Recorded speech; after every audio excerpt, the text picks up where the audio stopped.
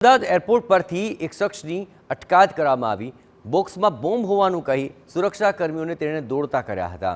આ ચેકિંગ દરમિયાન માલ સામાન અંગે પૂછાયું ત્યારે કહ્યું હતું કે બોક્સમાં તો બોમ્બ છે। પકડાયેલો વ્યક્તિ ઉત્તર પ્રદેશનો રહેવાસી શાહઝેબ ઇરફાન અહમદ હોવાનું ખુલ્યું છે। બોમ્બ હોવાનું કહેતા સીઆઈએસએફની બોમ્બ સ્ક્વોડની ટીમ ત્યાં પહોંચી હતી અને તપાસ હાથ ધરાઈ હતી। સીઆઈએસએફે આ આરોપીને પોલીસને સોંપ્યો હતો।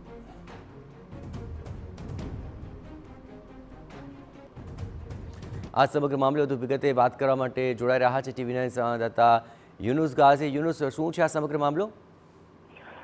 મૂળ ઉત્તર પ્રદેશના અમરાહાનો શાહઝેબ મોહમ્મદ ઇરફાન નામનો જે યુવક છે તે આજે સવારે અમદાવાદ એરપોર્ટ ઉપરથી ફ્લાઇટ દ્વારા દિલ્હી જઈ રહ્યો હતો। તે સમયે તેની પાસે એક થર્મોકોલનું બોક્સ હતું। સુરક્ષાકર્મીઓએ ચેકિંગ પ્રક્રિયા દરમિયાન આ બોક્સ અંગે તેને પૂછતા તેને ગુસ્સા સાથે જણાવ્યું હતું કે આમાં બોમ્બ છે। વાસ્તવમાં તો બોમ્બ નહોતો, પરંતુ પીઝા અથવા અન્ય ખાવાની વસ્તુઓ હતી।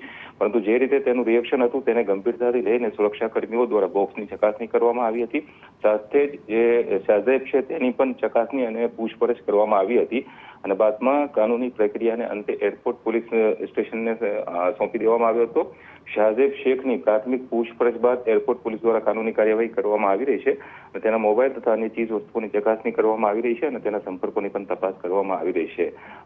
અચાનક જ તેને ગુસ્સામાં આ પ્રકારનું કહ્યું હતું કે બોમ્બ જેવી કોઈ શંકાસ્પદ વસ્તુ હતી કે કેમ તેની હજુ પણ સુરક્ષા એજન્સીઓ દ્વારા ચકાસણી કરવામાં આવી રહી છે। બિલકુલ યુનુસ, તમામ ગતિવિધિઓ પર આપ નજર રાખતા રહેજો। તો આખરે આ સમગ્ર મામલે હવે આ શખ્સને પોલીસ હવાલે કરાયો છે।